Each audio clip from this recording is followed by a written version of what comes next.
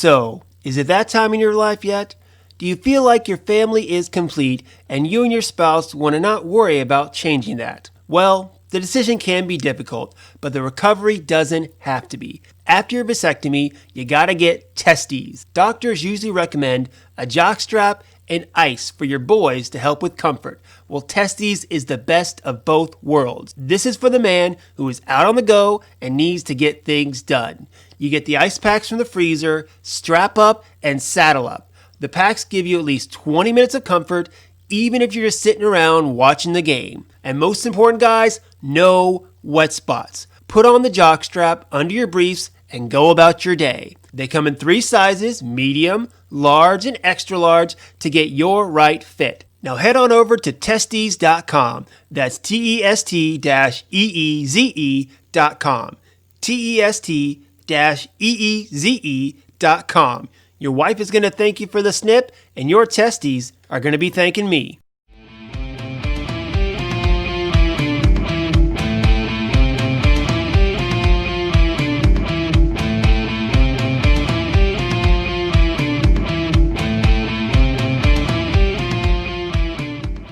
Hello everyone, welcome to another exciting episode of Dayspring Discussions. I'm your host Sean McGahee, and this is the show where we talk about movies, TV, sci-fi, fantasy, comic books. If you geek out about it, we're going to talk about it. You can listen to Dayspring Discussions on iTunes, YouTube, Podomatic, Patreon, Spotify, Google Podcasts, and now Amazon Music.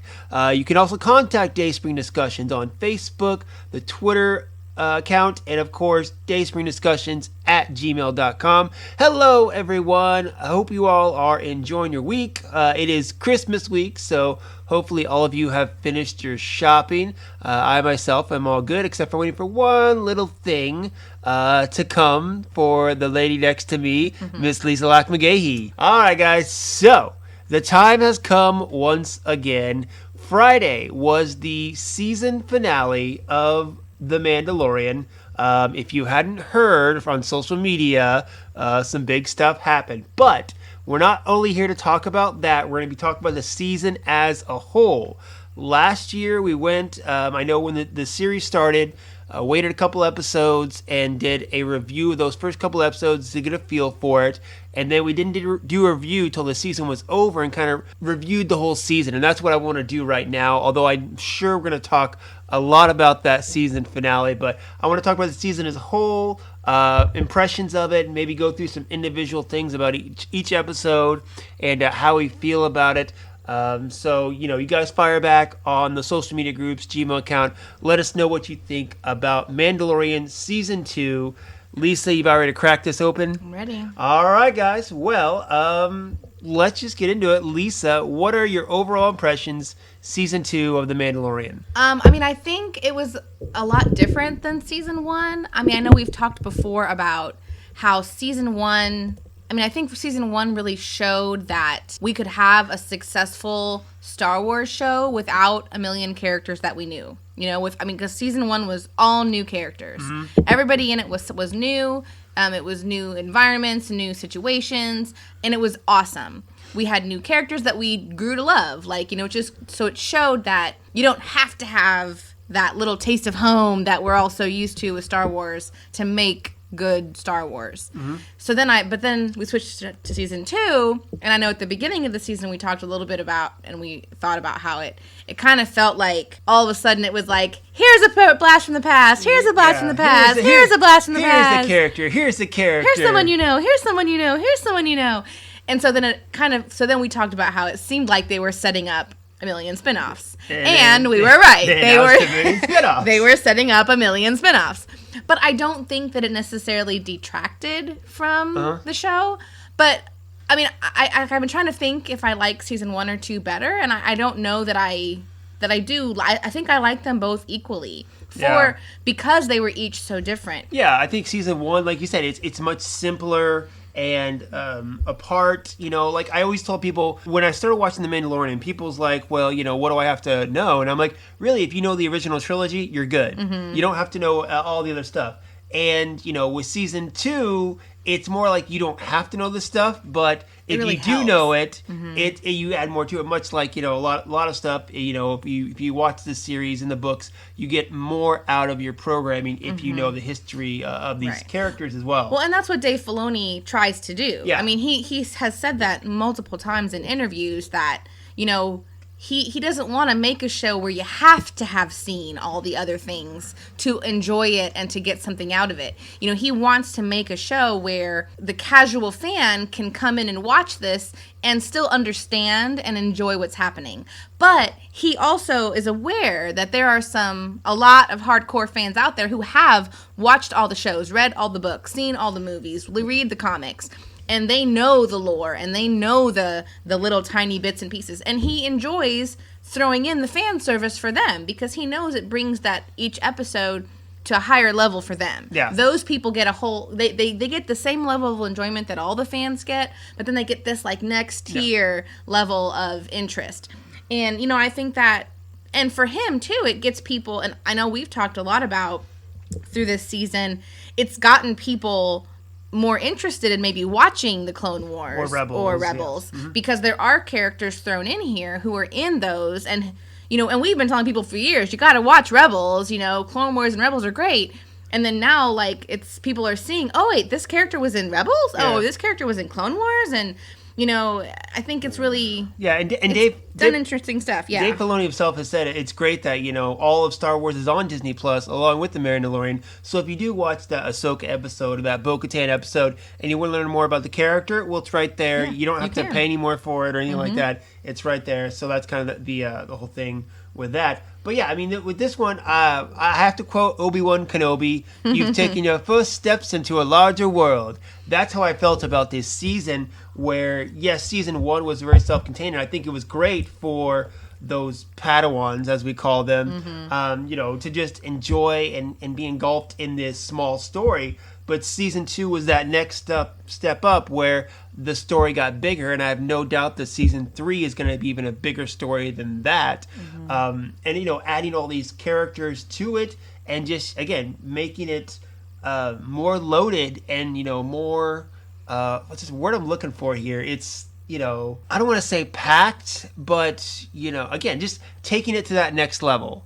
As it should, much like any series or sequel or whatever, you just take it to that next level and incorporate these characters that, for those of us who are big Star Wars fans, know these characters and love seeing them, of course, live action, as well as what else happens in their story from where we last saw them, but also, continuing from there and seeing those people that don't know these characters be like, who are they? What's their backstory? Well, let me tell you here, it's like that meme that goes around. It's what's his name? Charlie, I want to say Hunnam or whatever from It's Always Sunny in Philadelphia, and it's like when my friend asked me about Star Wars, and he's got like the crazy chalkboard, and he's like, well, let me tell you, it's exactly what it was. We're like, someone's like, who's Bo-Katan? Well, let me tell you who it is, and all that stuff too. But it just made it all that much bigger too, and I enjoyed it. But like you said, we were watching and we're like, looks like they're setting up like this spinoff and this spinoff, and I'm like, of course, Yeah, I mean, not that I minded seeing some of these animated characters that we like move into live action. I mean, I'm fine with it. I thought it was neat. I mean, I've enjoyed watching, it was neat seeing Katie Sackhoff get to actually be Bo-Katan after so many years, all those things and she looking voiced. So good for her age. I know, right? And then obviously seeing a live action Ahsoka is interesting. I mean, I still don't know if I love it, but it was interesting. Well, you'll get plenty of chance to figure it out, looks like. Yeah. But yeah, I mean, I think it was neat to get to see some of these characters that we like, and I liked how they, especially, I mean, we always talk about how happy we are with what Dave Filoni does for Star Wars. I mean, and obviously I don't mean to leave Jon Favreau out of this. He's done an amazing job with the show. Yeah. But, every time we see Dave Filoni speak, I could literally just watch him and listen to him talk for hours, about Star Wars. He just, he just knows so much, and he's so passionate about it, and he knows the details of the story. And so, anytime he's involved, I know that it's going to be a good story. It's just like whenever we talk about after the episodes where people will be like, "Oh, that's an inconsistency in canon." I'm like, I don't know. Dave Filoni's in charge of this. Like, he's running this story. There's not. There's a plan. You just have to wait. Is what it is. You know, you'll find the answer. Yeah, because obviously, the season finale, the whole thing with the Darksaber, where she wouldn't take it. Bo-Katan said she had to earn it, but then of course in Rebels, she just Sabine gives it to her and she takes it or whatever. People said the same thing about, the helmet at the beginning of season 1. Why wouldn't you take the helmet off? Why wouldn't you take the helmet off? That's not part of canon. That's inconsistency. Well, season 2, he meets up and explained it. Exactly. Yeah. So he just hasn't explained it yet.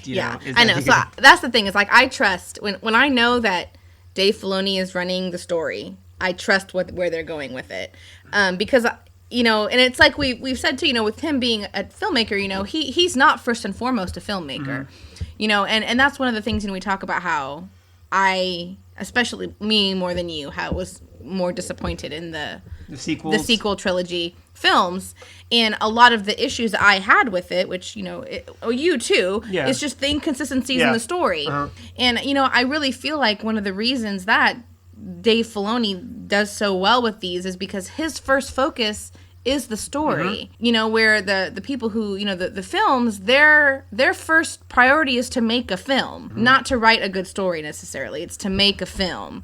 Where I feel like his priority is to write a good story. Yeah. And hope it makes a good show. But he's also come a long way, I think, with, I thought the Ahsoka episode was very well especially done. In the interview, he was interviewed on the Star Wars show, and he was talking about how he, it was his second episode directing, and, kind of the choice where, like, he tried to linger on shots. And then when I thought about it, I'm like, he did kind of linger on these shots, too. So that was pretty cool. He's definitely, you can tell from the episode he did in season 1 to season 2, his confidence. You can tell that just being there involved in all the episodes with Jon Favreau and watching him work and being able to learn from him the filmmaking part of it. I think the two of them together has been really great. Well, that's what it's great. It's like they're learning from each other, I think. Of course, Dave is learning from Jon, all about filmmaking and all that. But then Jon is learning from Dave about Star Wars, about everything that George taught him is what it is. Yeah. So, the pair, they're soon together. They're doing 3 more shows together. I know. So it just goes to show you there. I do want to take a sidestep real quick because this is something that, the podcast I listen to several Star Wars podcasts, and people have been talking about this too, the subject of Kathleen Kennedy. And of course, fans go rabid saying how she's, what's wrong with Lucasfilm, she should quit, she could be fired, the sequel trilogy sucked, whatever. And there are these people that, yes, you want to blame her for some stuff that's going on in Lucasfilm, that's great, but you also have to give her credit for the good things as well, such as The Mandalorian. People are saying, oh, Dave and John, and they're going against the system, going against Kathleen Kennedy, and I'm like, Kathleen Kennedy's the one that put them two together. Okay, I'm like, I get it. She's made some mistakes. We don't want to go into that, but if you're gonna give her crap for the bad stuff, as a producer and a studio head, you have to give her credit for the good stuff as well. And one of those things is The Mandalorian. All right, so let's dive in a little deeper here with some episodes. Now, season 2 began with Chapter 9, The Marshal.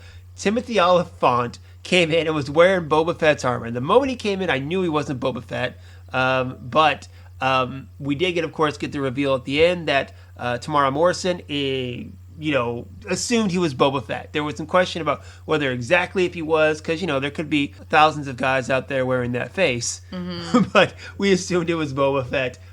So that episode was, very in the line of still what we saw, I think, in season 1. Like the first couple of episodes, like Chapter 9, Chapter 10, I think we're still very much in line. It wasn't, I think, until, we got later in the season, the story started getting bigger to where it felt like it was getting away from more of those season 1 tropes of, developing into a larger story. But this started off and they fought some giant worm or whatever. It looked like the worm from Dune or whatever. But how did you feel about Chapter 9, The Marshal? It was probably my least favorite of the season. I liked it still. I thought it was interesting. I thought it was, the one thing I really did like was bringing in the way that, Mando worked with the Sand People. What do you call it? Sand people? Is that right? Tusken Raiders. Tusken Raiders. I mean, I thought that the way that he was able to kind of communicate with them, and I thought that was interesting. I thought it made a really good, I don't know. I mean, I liked that part of it. Overall, I thought the episode was kind of meh to me. The thing, I think, the most thing, I think, for us in this episode is they brought in a book character. You know, Cobb Vanth, who was in the Aftermath trilogy, which I didn't read, so you can probably speak more to that than I can. But the fact that, you know, they were able to pluck not just someone from the movies or, you know, someone everyone would know, but, you know, someone from the books, which I consider, you know, that Jedi Master fan level, if you read the books, pluck someone like that. And again, kind of your first question of, oh, you like this character? Well, here's what else he's in, you know? Something like that. So I thought that was cool. Again, it's just starting to dive a little deeper, and we go deeper and deeper as the season went on. Now, Chapter 10, The Passenger, probably one of the scariest episodes with the giant spiders. Yeah, that was so... We were like, I mean, I remember, like, we were up on the couch, like, covering our faces. Like, that was so creepy. Yeah, the episode itself wasn't, you know, I think, story-wise, my favorite, but it definitely had that action of all the giant spiders. Yeah, and it was. I think it had a lot of interesting side moments, like with, you know, when you had the New Republic kind of popping in to see what's going on, then you had the whole thing of, you know, Baby Yoda trying to eat all the eggs. The outrage of the internet on the eggs. I mean, I think there was a lot of little things in the episode that were interesting. It was definitely was the scariest one for sure. Yeah, of course. The way it was done was really, really cool. And then we moved on to Chapter 11, The Heiress. Now, I remember this one because it was the first time where, you know, I hopped online and it kind of spoiled it a little bit for me, where before I watched the episode, I knew Bo-Katan was in it. So after that, I started, you know, turning off the social media until I watched the episode every week.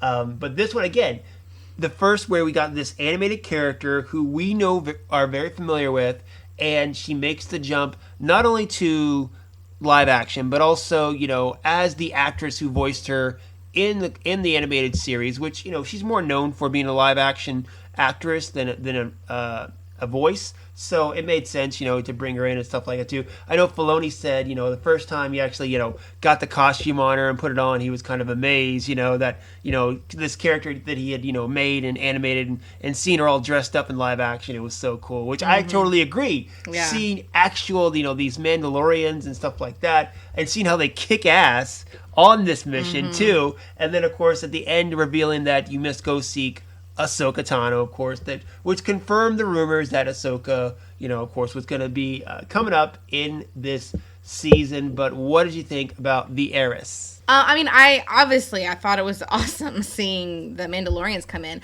I mean, I was kind of waiting. I mean, not waiting. I mean, I'm glad, though, that they brought... I mean, we had been kind of speculating that they were going to probably... as soon as we saw the Darksaber, we expected they were probably going to bring in Bo-Katan if she was still around. But what I thought was, I think, most interesting about the episode was the way that you finally got a little bit of understanding better of where Mando came from versus the actual Mandalorians. Exactly. They kind of getting to see kind of the animosity that between those two, you know, seeing what Bo-Katan thinks about that, you know, about the way he was raised, and then kind of him seeing the other side of it.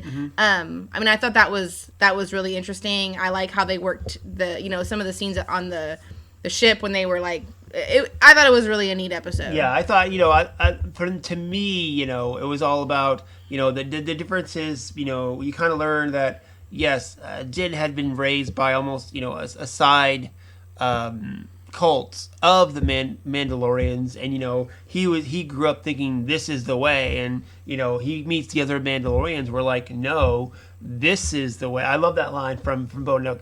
This is the way, you know, just kind of showing him, no, what you were raised to believe is true Mandalore is not actually true Mandalore, you know? So kind of opening his eyes to that, which I think leads really well into the, you know, not only the finale, but the episode before that, where the last two episodes, you know, he took his helmet off both times, you know, and maybe... Well, he's starting to realize, I think it just took him some time to kind of come to terms with what she was saying and realizing that, you know, maybe he was kind of raised by a cult. Yeah, exactly. You know, maybe, you know, one that, you know, wasn't maybe necessarily horrible, but taught him some things that aren't exactly right in that instance. So, and before we get, of course, to the one that everyone wanted to see, we got the siege, which is another interesting episode because that's where we get a more idea of Moff Gideon's bigger plan. We see the Dark Troopers for the first time. We see, what they're kind of trying to use Baby Yoda for. Except we don't really get any answers. It's Snoke. Come on now. I mean, you don't really get, you don't know that. You don't get any answers. It doesn't really give you any kind of answers. All you get is a little tiny bit of a peek into some of what Moff Gideon is doing. But you don't really know what he's doing. You know that he's using...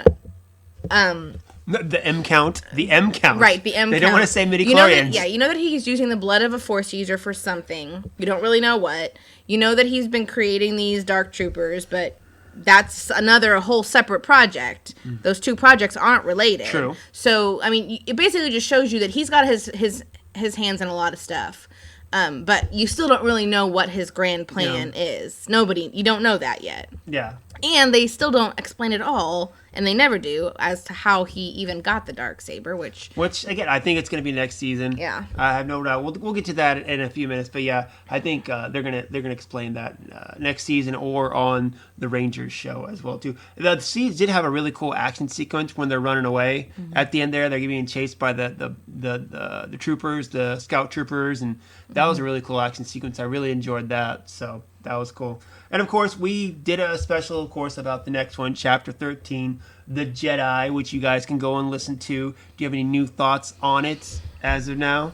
No, still interesting. Ahsoka, Rosario Dawson, of course. We shared many, many thoughts on it, so you guys can go listen to that episode. So we'll skip past that. Going to Chapter 14, The Tragedy, and Mr. Boba Fett actually lives up to his reputation for once. For decades, he's been known as this badass character when he really has done nothing. To earn we it. have spoken many times about how Boba Fett, and especially in the original trilogy, I don't understand how he became anything. Yeah. Because he literally does nothing. Yeah. And then if you know him then from the Clone Wars, he was just a stupid whiny kid. Yeah. I mean, in the Legends, in the comics, Legends back in the 90s and stuff like that, he had several solo miniseries in the comics where he seemed pretty cool, but I mean, those were obscure Legend stuff as well. If you're talking, current canon, it's he's done nothing. Yeah. But it is pretty cool that they finally gave him a chance to actually be a badass. Exactly. And they really did. I think they really had to because obviously after they announced a spinoff was coming, they had to get people more excited for this because that's one of the things. If they would have told me we're gonna when I heard about a Boba Fett spinoff, it was before this episode, and I'm like, okay. Boba Fett, whatever. Now I'm like, that could be cool. Yeah, and, after seeing him kick ass and seeing, of course, the post-credit scene, I'm like, could be cool. Yeah, no, I definitely am interested in it now. Yeah. But the tragedy, of course, is when Mando or Din actually puts Baby Yoda on the temple. He makes the call, and I loved the energy that was around him. It was force energy, could not be penetrated. That was a cool. Yeah. This episode I thought was very cool on many levels. And then that one time, my favorite part of all of it was when the Razor Crest got blew up because they had just announced all these Razor Crest toys that people had pre-ordered, and I was like, you spent $200 on something that's gone. It was just hilarious to me, but.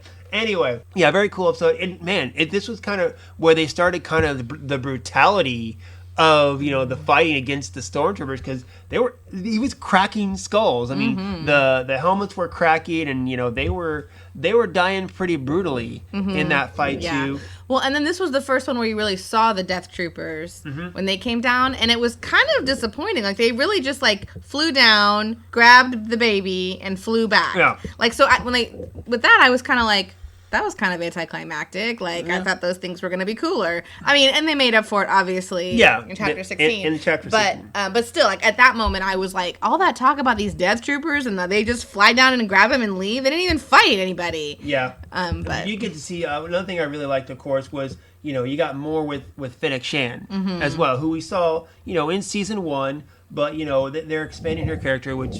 I'm excited for now too. Yeah. It was weird though. I will say this. Of course, in the post-credit scene, in at the end of the season, she's, you got that nice shot of her and Boba, and she's sitting on the armrest there, and she's drinking some blue whatever it is, or whatever. But doesn't she? They showed in this episode she has like a robotic stomach. So like, where's that going? Where's that blue stuff going? That doesn't mean she doesn't have a stomach anymore, just Sean. saying. It was just a question. It's just a question, not one we need to think too hard about, but just something I thought about. Chapter 15, The Believer. When they got kind of the A-team or whatever you want to call it, they get together to infiltrate the Imperial base, and they bring back Bill Burr as Mayfield. And that prison, or the what was it? The Prisoner, I think was the name of the episode from season 1. My favorite episode in season 1. Mine also. Okay, and it was, you took that character, and I think you made him a lot more interesting in this one than just what he was in that episode in season 1. Definitely someone that I want to see on that Rangers of the New Republic team. Yeah, I really, really liked this episode. Yeah. I thought that the way that the whole thing played out with getting that team together, and especially Mayfield's part, like learning more about his backstory. That scene where he's sitting there with the officer and they're having that conversation. Such a cool scene. It was about the, much like the tension in that Prisoner episode, you felt the tension in this episode too, between him and the officer and what was going to happen, Yeah. And Din sitting there like, no, don't do it. Don't do it. Yeah, but I mean, just the emotion, like you could just see it, like the way that Bill Burr acted that scene was awesome. Like I was super impressed. I thought it was a really great episode. Yeah, it gave the character layers, much more than just like, in season 1 where he was just kind of, this gun for hire, bad guy, whatever. It gave him, it made him more relatable. And of course, I think they did that for a reason, where I think he is going to be a character we're going to see in the future, hopefully in some of the spinoffs. Yeah. Well, and that was also, I think, another little thing where, we talked about how Dave Filoni tried to throw things in, from the canon for the real fans, and I talked about how Mayfield talked about Operation Cinder, where that's something where if you didn't read the books, you wouldn't probably be familiar with it. And so I thought that was interesting for me, because I think that, for me, added another layer to that scene. Yeah. That maybe other people didn't get, because I know what Operation Cinder is, because I have read the Alphabet Squad books, and so it was one of those things where I just really kind of got more out of. Yeah, exactly. Like it made that the tension in that scene was even more palpable for me, because I could understand why it hurt him so bad, like why the memory of that was so painful, knowing what Operation Cinder was. So that was really interesting. And if you want to know what Operation Cinder is, there are 2 books that are about the Alphabet Squadron. There's a 3rd one coming still, and they discuss that in detail. Directed by Rick Famuyiwa. Forgot to mention, of course, the one before that, Tragedy with Boba Fett, was directed by Robert Rodriguez, and they announced that Rodriguez is going to be another executive producer on the Book of Boba Fett coming up with Filoni and Favreau. So makes sense on that one. All right.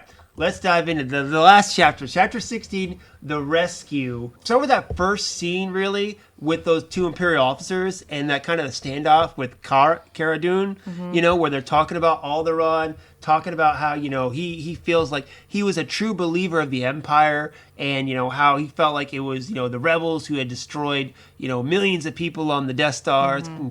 Cara's like, which one? Yeah. No, I mean, I think that scene was super interesting, especially, number one, that guy had to have had a death wish to be saying that to her. But, I mean, I do think that, because of that concept of, the number, killing Alderaan, basically destroying every person on Alderaan versus the number of people on the Death Star. I mean, that's been discussed before. Yeah. In Lost Stars and some of the other books. They talk about the way that the other people in the Empire felt about the destruction of the Death Star, because to them, I mean, they had friends, they had loved ones that were on the Death Star, so they don't necessarily they look at it like tit for tat, where as somebody like us outside and who are rooting obviously for the rebellion, we look at as a civilian versus a military target, so like, I mean, it's not really comparable, dude. Like, you killed an entire planet of people. They killed a military base. Like, come on now. It was really, but he was definitely asking to get his head blown off. Well, but it was thing too, was like, he was talking about, people died and, you guys are the bad guys. This guy shoots his own friend in the back. for the hell of it. I'm like, you don't have a lot of moral high ground there, bud. After that, no, so. yeah, that was an intense scene though. Yeah, and she shot him right in the face. Again, a lot of like more brutal deaths in this episode. The thing is, I think it's kind of. I mean, I like that this show has been getting a little bit more. I mean, I know Star Wars is family friendly. You know, it's supposed to be family friendly. But if you think about it, the things that have happened are not necessarily family friendly things. You know, when Darth Vader Darth Vader has gone through planets just killing people as he goes. Like, sure, they don't necessarily show him doing it most of the time, but it's very brutal. Like, there are lots of very brutal things that are happening here. Yeah, I mean, it's just like, you know, when the Marvel Cinematic Universe, they kill people all the time, but you don't see any blood, and a lot of it is off screen. Yeah. So that's how they get away with it. Is how it goes. So. So they get to the base, you know. Whatever happened to the scientist guy? Like they showed him at the beginning, and you know, I'm sure he's probably going back with Gideon, I bet. On that one, yes, to prison. Which, by the way, obviously, guys, we're talking a season, so we're talking spoilers. Obviously now you're gonna mention that. But we're on the very last episode, the latest episode, so obviously, you know, we're getting to all the spoilers. So, of course, you haven't seen the episode. What the hell are you doing listening? So, anyway, I feel no pity for you. Much like I did not feel pity on the people. I told you about this, where I hop online after I watch the episode, and people on Twitter, of course, are bitching because, you know, they hopped on Twitter before they watched the episode, and people watched the episode right away, like on the West Coast. Yeah, some people just stay up and watch it. Yeah, like West Coast, I think it drops to like midnight, which would be like 2 a.m. our time, you know, and people stay up and they just watch it, and then they'll immediately start tweeting about it. They'll do spoilers, and people are, you know, saying, "Oh, I can't believe it got spoiled for me. How dare you?" And I'm like, look. Yes, it sucks that people are doing this. They shouldn't be doing it, obviously, you know, but at the same time, you should know better, okay? After all these other, you know, Mandalorian episodes and seasons, or all these other TV shows like Game of Thrones, where I could not jump on Twitter till I watched Game of Thrones every Sunday. I had to watch it that night. Otherwise, Monday or till I watched it, I had to stay off social media because I knew people were going to spoil it. This is nothing new. You should have known better, so I feel no pity for you about jumping online, okay? Anyway, where was I? Oh, yes, the scientist, he's gone. Girl group, the four of them going out. Oh, before that, let's back up. TIE Fighter. That TIE Fighter takeoff they showed was awesome. I thought that was super cool the way they shot that and did that. Yeah, that was cool. Much props to Peyton Reed, who is the Ant-Man director and going to be directing the upcoming Fantastic Four film for Marvel Studios on that. He directed this one. Super cool. I love that, how they showed the TIE Fighters coming out. That would be the kind of thing you want to see on a big screen, too. Yeah, that would be super cool. I keep on saying they need to, like, put some of these episodes, because of the quality of them, put them up on a movie theater. I'll go watch a couple episodes, definitely. So, but then of course they land. The girls come out, and it's, you know, girl squad kicking ass. How'd you feel about that? Well, I mean, I think we discovered how stupid, again, stormtroopers are. We were totally laughing about, like, why do they always announce themselves just so they can get shot? Crazy. It was super cool though, seeing the four of them just kind of, you know, bust through, killing everybody. You know, they got to the, you know, to the main, whatever it's called, the bridge. But yeah, I thought that whole sequence I thought was awesome. Like, just super cool. Yeah. Definitely, you know, seeing them kick ass, love it. You know, one of the things too where people was like, well, they got to the bridge and then, you know, Gideon was gone. Why didn't Bo-Katan go look for Gideon? Well, it's because, you know, they were happening simultaneously. And, you know, Gideon, when the ship was coming in, I think he realized something was going on, and he knew it was probably... He totally knew it was them. Yeah, so that's why he rushed to Baby Yoda and, you know, to guard him. I mean, anybody who's saying, well, when she realized he wasn't there, why didn't she go try to find him? Where the heck would she go? Yeah. She's just going to hunt randomly through this ship? Yeah. Of course not. She has to know at that point that he knows she's there and that he'll be coming back for her. And the Dark Troopers came out, and you know, here's what because you were talking about, you know, the Dark Troopers, how they've been setting them up for a couple of episodes for a while now, and you know, the couple episodes before they just flew in, took Grogu, and then left. And it's like, well, that was it? I know, right? This is where you got it, where you saw what kind of threat they were, where Jin was just taking on one of them. It was like he was... Oh, yeah, and Din barely could get it done. He could barely get it done, and then he had a whole battalion still coming that he had to close off, which is what added to that tension is when they're locked up on the bridge and they're pounding on the door, unless a miracle happens, they ain't making it out, given how bad one of them are, and, their skill, that's where the tension was added to it. With all that. But yeah, he took that thing out with the spear. Then he goes to try to save Grogu.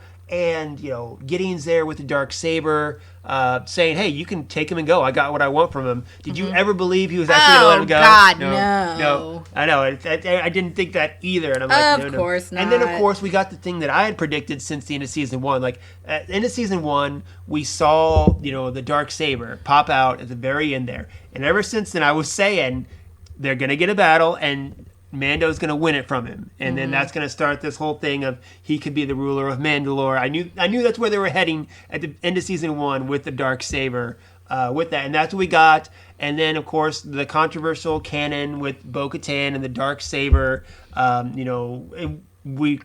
Interpretation, missing. We tend to believe that we just haven't figured out why she refused it now versus, on Rebels where she took it from Sabine.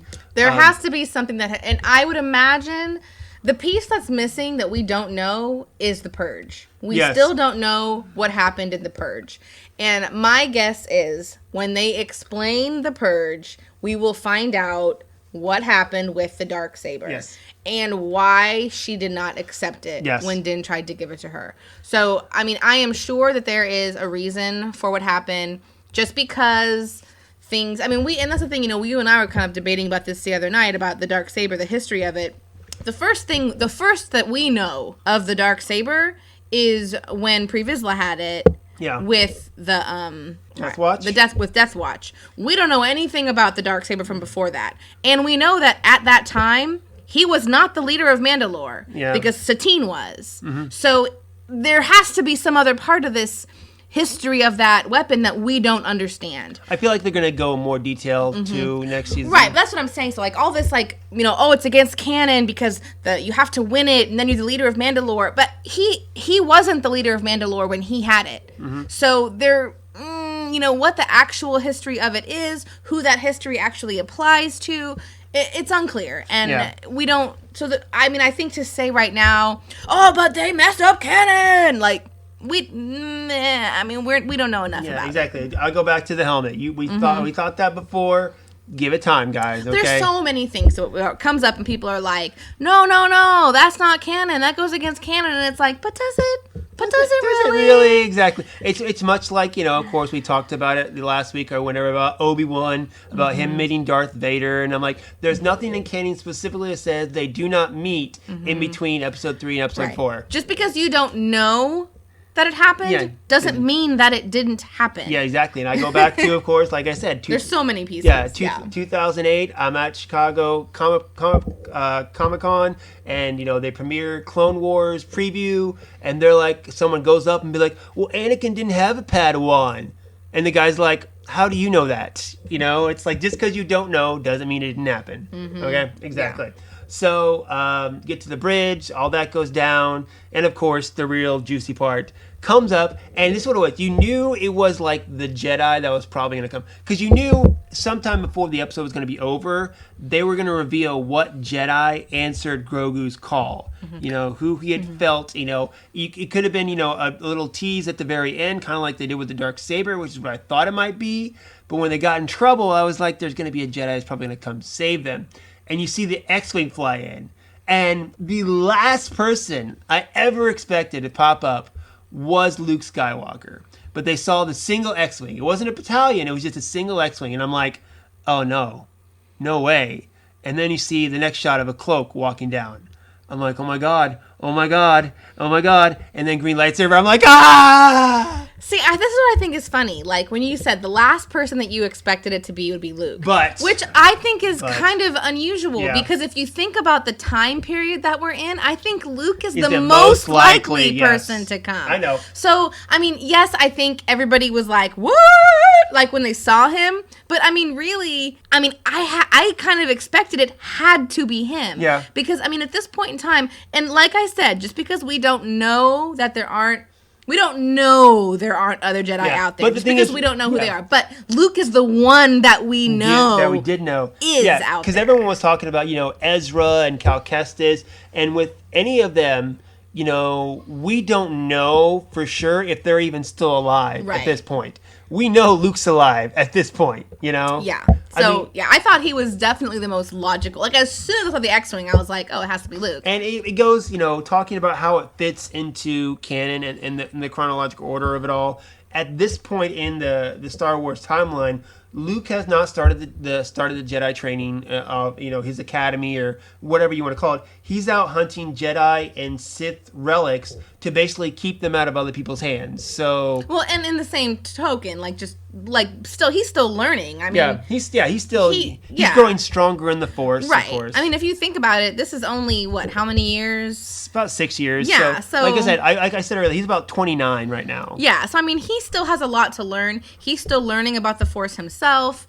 I mean, he's got the physical part of it down, but the Yoda, spiritual, without all powerful, without even touching a lightsaber, he's probably still working on a little bit. With that, but I mean, just to say, it was still freaking cool as hell. Oh yeah, of course, yeah. When that green lightsaber popped out, and everybody was like. I mean, especially us, like, watching it. We were all like, what? And the whole time, exactly. And there was, of course, there's the conversation about The Last Jedi. This is what everyone wanted to see Luke do in The Last Jedi. He was old in The Last Jedi. That's what I'm saying. Like, I had the conversation today. I was like, he's about 29 in this episode of Mandalorian. In The Last Jedi, he's like 50s. And I'm like, you could tell me, number one, physically, he can, do that. Hey, time out. Ming-Na Wen is 57, and she could physically do that. That's so true. I'm just saying, just because Luke got all like soft and old. Anyway, I get what you're saying. I just wanted to point that out. I just wanted to point out that Ming-Na Wen is 57 years old. Exactly. And then, of course, and she looks hot. Yeah, and of course, people had a problem with his attitude, which in a second I'm going to talk about. It leads up to it all. But yes. And then the big question, first off, kicking ass. It was great seeing him, crush the one at the end. That was the best part. That last one where he just crushes it. Of course, having watched it a couple times now, my favorite part was my favorite move on Jedi Fallen Order is when you get the Force power to pull people towards you, and then you just slit your lightsaber through them or whatever. He did that. He brought the droid towards him and just cut him. And then, of course, one time he moved the box and crushed one as well. He threw one away. He threw a head at another one. He did all the really cool Force tricks he could with these guys, and it was just awesome. It was awesome. For that. I felt exactly like, and we know how we felt after we watched Rogue One and saw the Darth Vader scene there, and then in the Clone Wars finale when you have where Maul just went through that hallway just killing stormtroopers everywhere. It was so cool. Yeah. It was so nice to see Luke get that moment. Yeah, and the only thing again going back to what we saw next was, what were they going to show? How were they going to do his face? Who was it going to be an actor? Was it going to be CG? And they went with the CG, which wasn't great. I mean, it was okay when he wasn't talking. Yeah, exactly. It was what they had. And, like I said, I listened to several podcasts and shows, and I think, what if they were going to do a, Luke Skywalker series or have him in more of the, other series, I could see why establishing an actor for that would be a good idea. Yeah, they should. If they were going to reuse him, they would have recast him. But the fact they went CGI makes us believe that, they maybe use him one more time, just, because Grogu's supposed to be with them, so it makes sense to show him one more time maybe or something like that. But not in a long-term plan as far as that goes. But also the fact that you had to have, if you're going to show Luke Skywalker, and you're not planning on using him long-term, he had to look like Luke Skywalker, I think. And just for that perception, I think, I get it. I don't love it. I would probably still would have much rather seen an actor that more looked like him. Maybe give him that beard, give him a beard. Just to kind of hide it a little bit too. But anyway, yeah, it was, and the CGI wasn't great, but it's one of those things. I always say it's the good in a movie or TV show versus the bad. It's the good outweigh the bad or what. And in this episode, everything else was amazing. Everything else was good, so I will forgive the CGI, which I didn't love. But also, the words, of course, he said was great with talking about how, Grogu, yes, he has the Force, but he will always be a danger to himself and those around him until he learns to master it, which is why he really, was trying to get him to go with. Din understood that, and that great, little moment of, he taking off his helmet and Grogu touching him, and, we talked about it, I think, on the last time we talked about the Ahsoka episode, about how they've really, especially this season, been building that bond between them. And of course, when they get separated, he's going to go after Grogu, and because he is like his son to him. But the parallels between them, of course, where they were both caught up foundlings, pretty much, too. But I didn't think about this too. Was what was it? Oh, when in Din's origin or backstory, there was a massacre or whatever, and he was hidden, and a droid was about to destroy him, but a person in a Mandalorian helmet saved him. Go back to episode 1. They get in there, a droid's about to kill him, a guy in a Mandalorian just kills the droid, and again, the similarities between them, strengthen their relationship. I love story-wise how they did that, just to help build their bond a little bit on that. But going back to, I was thinking about this a lot as far as Luke and why he was the obvious choice for this, because like I said, going back in canon, at this point, Luke is, collecting Jedi or Force stuff to keep it out of other people's hands, so he's going around taking care of Force, but like at this point, the Mon Mothma and Leia and Admiral Akbar, they're trying to set up the new government. And in Legends, it was like Luke was right there in the middle of it, the Heir to the Empire trilogy or the Thrawn trilogy. He was helping him out every step of the way. Whereas the current canon, he kind of breaks off and he's like, okay, you guys go, trim the weeds or whatever, to keep them from coming back. I'm going to go to the root of the problem, which was, the dark side, and make sure that the root is gone. Yeah. Kind of what it was. Well, I mean, I think in the new canon, it makes sense how that is like that because, politics is not his area. Yeah. Like, it doesn't make any sense for him to be right in the middle of the political part of it. That's not his thing. That's Leia's place. That's not his place. That's Leia's place. And so, I mean, I think it makes more sense for Leia and Mon Mothma to be doing that and, him to be... that's the Jedi stuff. Yeah, doing the Jedi stuff. I mean, that's one of the things I think that ended up being the worst for, like, Leia and Han's relationship was Han kind of being forced to stay there and do the political nonsense, which he hated, But also, too, I mean, going back to the Jedi Order, it was, the politics of it all that helped, in their demise. If they had just, maybe tried to stay out of it and just, helped people who needed helping, maybe, it wouldn't have gone awry as much, perhaps. Yeah, instead of becoming the government's, personal bodyguard exactly crew. Yeah exactly, much like I always love that line from with Captain America's Civil War, where he's like, organizations are run by people with agendas, and agendas change, so what if they send us somewhere we don't want to go and blah blah blah, it's kind of the same thing where they were the Republic's own personal hit squad almost, and that kind of hurt them a little bit. A little bit. I mean, especially their perception to the galaxy. As far as just being how they were perceived. Yeah, exactly. Yeah. And that laid in the Clone Wars where they're generals and all that other stuff. But that's a whole other rabbit hole with that. But yes, Luke was off doing his own thing. So again, it makes sense that he's off, doing Force things, Jedi things. So when he feels a strong presence in the Force call out to him, he's going to check it out. Yeah. Is what it was. So, of course, it made sense. It just, for me, I guess, why it was the least obvious thing in my eyes is what they would have to do. Like I said, if he comes back, is it going to be CGI? Is it going to be a different actor? That's why I didn't think they wanted to answer that question, which is why I didn't think I think he was the least likely to come back. But obviously I was wrong, and several people called me out on online, so you win. All right, and then so Grogu doesn't want to go with Luke, obviously, because of his attachment, and he's afraid. But what helps but a lovable droid to come in and kind of ease his mind a little bit? Do you think they had an actual conversation, or was it just R2's cute little beeps that kind of eased Grogu's mind? I don't know. You don't know. No I don't think they actually had a conversation. I don't think they did either. No, honestly, no. I mean, it's not like, Ahsoka could have a conversation or words through the Force. Obviously, that wasn't going to happen. Yeah, I mean, R2... R2's amazing, but not that amazing. I mean, 3PO might be able to speak Grogu, but I don't think R2 could. So, but of course, it was just a little throw in that other little, canon or, callback of R2-D2. And like I said, when I watched the episode again, when, he pulls up and he's probably like, hey, you done killing everybody? Am I good to come out? It was just like, you can't not love R2.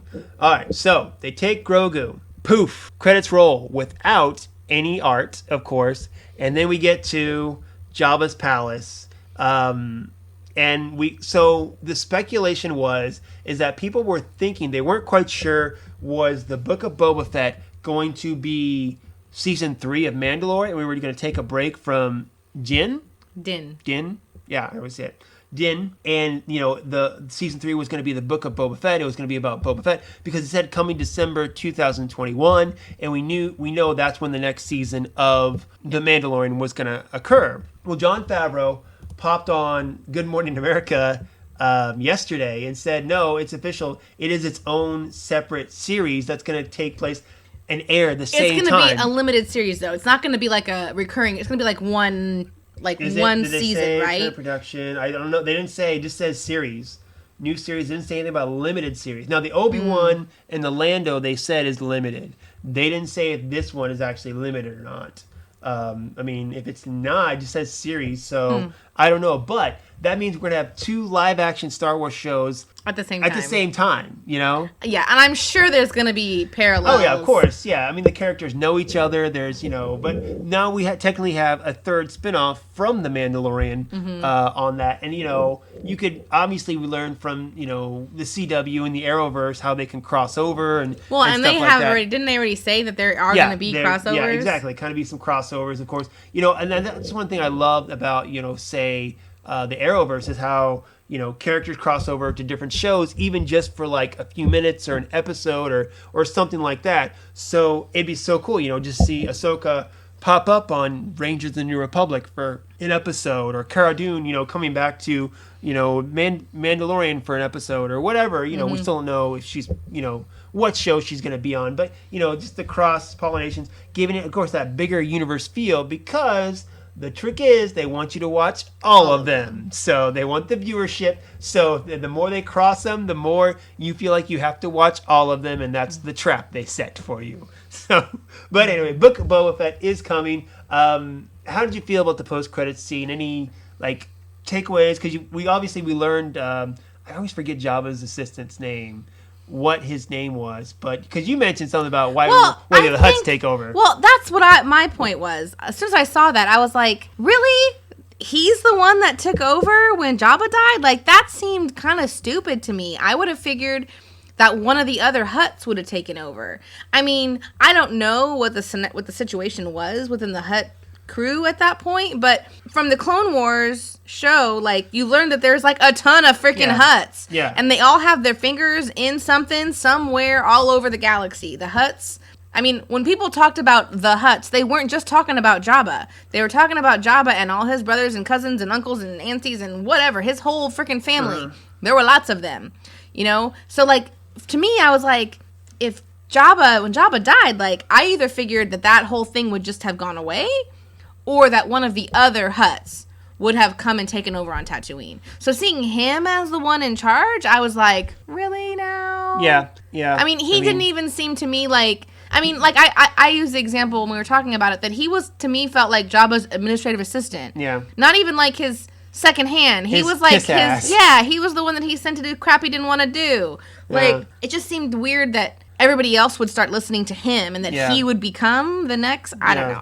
One thing I noticed is the business wasn't exactly thriving under him either. It wasn't like he was keeping up, the good business that Jabba was, because that place was pretty much empty compared to when Jabba was running things. Yeah. With that, so and he got a little fatter, of course, with that too. That's part of the job, perhaps.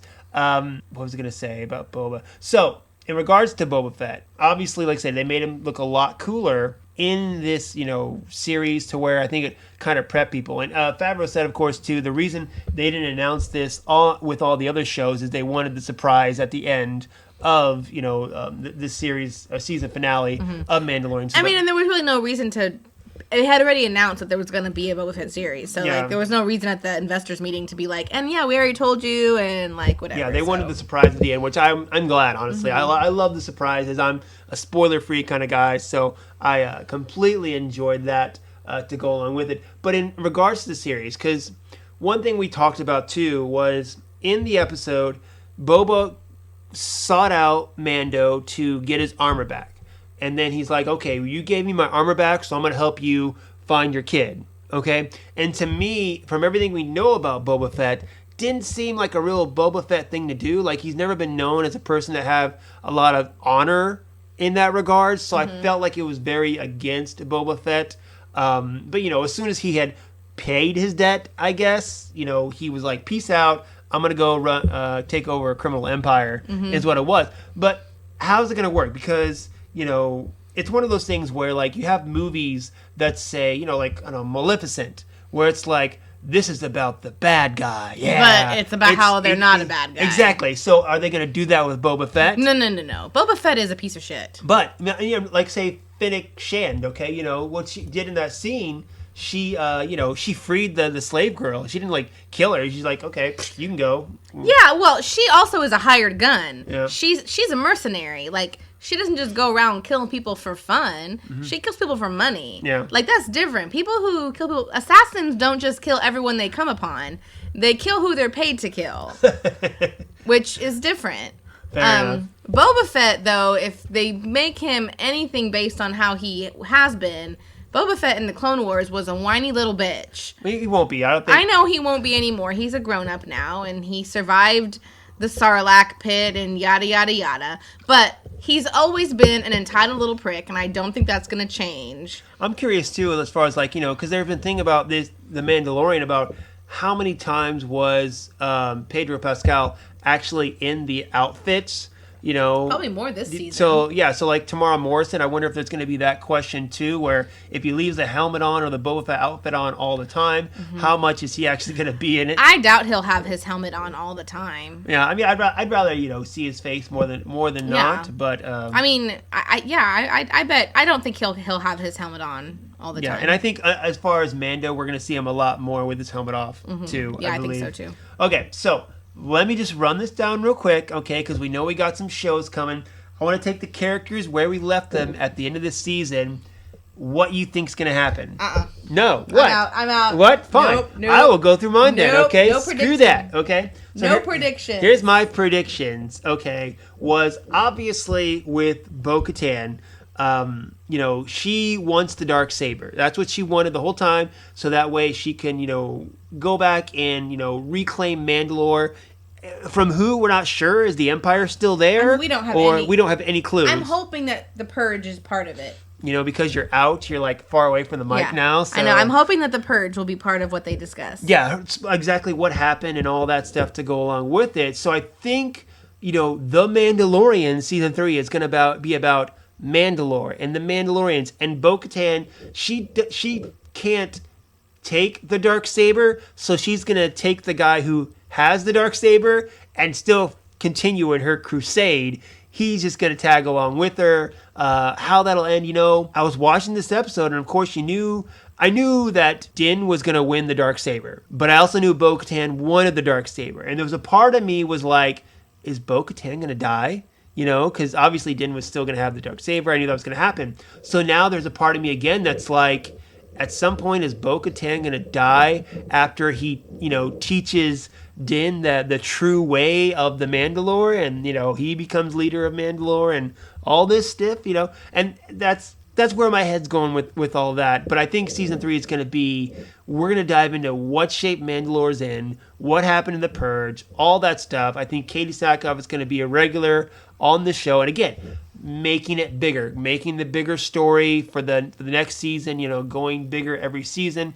I think that is the way of it. So I think that is the way. That is the way. Okay, so Cara Dune, she's taking Gideon back to the Republic, I think. The New Republic. The New Republic, I think, and that's gonna, be Rangers of the New Republic. Who she's going to be accompanied by, I don't know. Like I said, we're hoping Mayfield's along there. I don't think it's going to be the Mandalorians. Whether they're going to throw in, Carl Weathers' character in there, I don't know. But I think that's going to be very much Cara Dune's character, because I was hoping that Fennec Shand was going to be part of that group. I knew Boba Fett probably wasn't going to be, but I was hoping Shand would be a part of that group, because again, we discussed how Gina Carano, not the strongest actress right now. No. So I don't think she can carry the show on her own. But so I was hoping the ensemble would be good for her.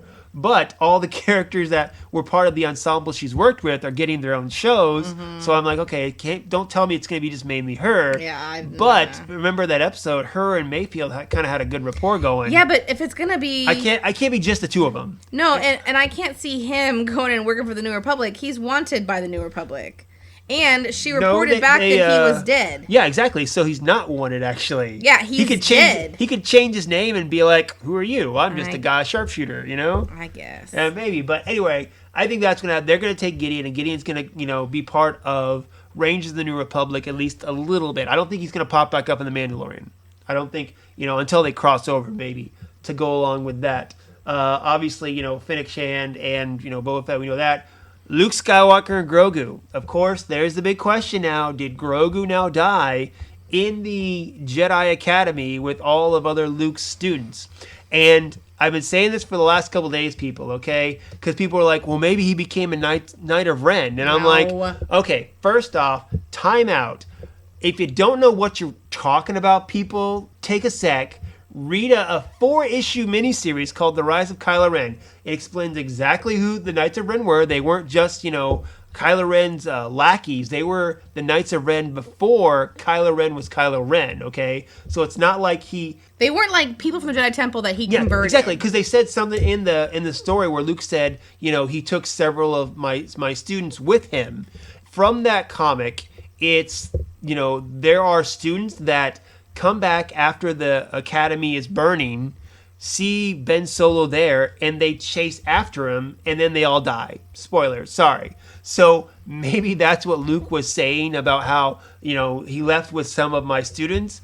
I think that's what it would be, because everyone else, I think, is just dead in general before that.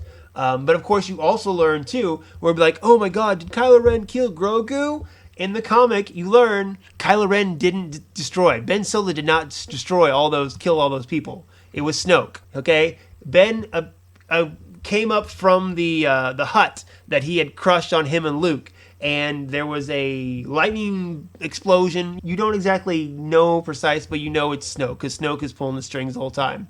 It's Snoke that orchestrated everything. He's the one that killed. So whether Grogu died there, I can't say. But I can say for a fact that Kylo Ren did not kill Grogu. That's what it is. Again, dive in a little deeper. If you want, I put this up on the Dayspring Discussions. That story is $3 online, people. So if you want to get your facts straight, just pay $3 for it. So anyway, I wanted to put that in there. And then, of course, so at least answer me this. What do you think? I have a belief, because this show has been so much about the relationship between Grogu and Mando, I have no doubt they're going to meet up again. I think at the end of next season, because this show, you're going to fundamentally change what this show is without that relationship. Mm-hmm, so I agree. Think it's been the heart of that. I mean, you could honestly say it's the Baby Yoda show. It's not really the Mandalorian, because that's Baby Yoda sells toys, okay? And toys is where it's at. I'm sorry to say, kids, that's what it's at, okay? It's the toys. That's how George Lucas made all his money, because he said, yeah, sure, you can take, the profits, but I get the toy merchandising rights, and that's how he made his money, because toys make money. Mm-hmm. The longer you keep that kid off the show, the less likely you are to make money. Mm-hmm. I totally agree. I think he'll be back. Yeah, I think he'll be back from a story-wise. Again, it's you're either going to fundamentally change the show and give us some other cute character that we can, make toys out of, or, you're going to bring Grogu back. I think by the end of season 3, I think they'll be back together. But at the same time, I'm like, okay, well, remember Ahsoka kind of mentioned that he was stunted a little bit because of the tragedy that happened to him. What's he gonna be like when the next time we see him? Do you think he's gonna be able to talk? Will he be, youngling Yoda at that point, or will he be like a toddler or something like that? I don't know. I mean, yeah, I think he'll make some changes for sure. I think that's the thing too, where when you look at TV shows, a family show with little kids, the kids grow up, you have to change the show, it's not the same show anymore, and a lot of times it falls apart.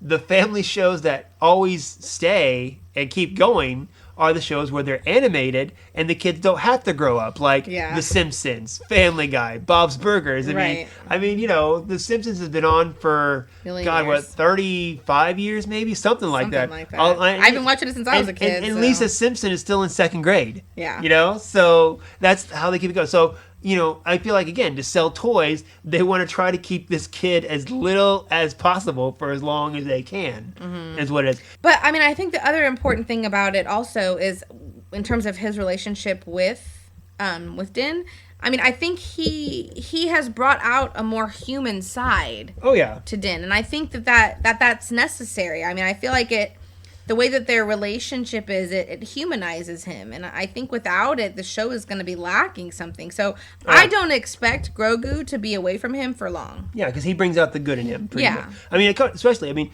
you think about the character growth that Din has been from episode 1 of the series to now. I mean, Grogu melted his heart much like he did all of ours. Mm-hmm. Well, yours at least. He's so cute. Yeah, whatever. Babu Frick. Whatever. Anyway, guys, all right. Trying to think of anything we missed. Of course, I could talk about Luke Skywalker all day, but of course, the people debating, this Luke versus the Last Jedi Luke, but won't get into it. But anyway, time for you guys to fire back. Let us know your thoughts on season 2 of The Mandalorian, and if you want to send in your predictions for possible season 3 or Book of Boba Fett or whatever, I'll take them. Lisa won't. I hate predictions. She hates doing it. I could talk about it all day long. So I just like to wait and see. Take action, okay? But what it is, there's a phrase out there: speculate responsibly. That, that's you can think about what might happen and what you want to happen, but don't be mad when it doesn't. Exactly, happen. And that's called the Last Jedi people there. But anyway, yes. Think about it, but don't be mad when it doesn't happen. Speculate responsibly. That's fun. It's fun to think about it, but don't be all... Hey, that's not the only issue with The Last Jedi. I do not make speculations, and I do not like The Last Jedi. Well, and I like it even less every time I watch it. That's another episode. We'll have to talk about that, actually. Maybe at the anniversary or something like that. We'll talk about it. But anyway, guys, that's it. We're done. Of course, any other Star Wars or anything else you want to talk about, hit us up on the Facebook group, Twitter account, Dayspring Discussions @gmail.com. That is it. Go out, enjoy your day, enjoy your lives, and until next time, oh, Merry Christmas, too. And a Happy New Year. Until next time, may the Force be with us all.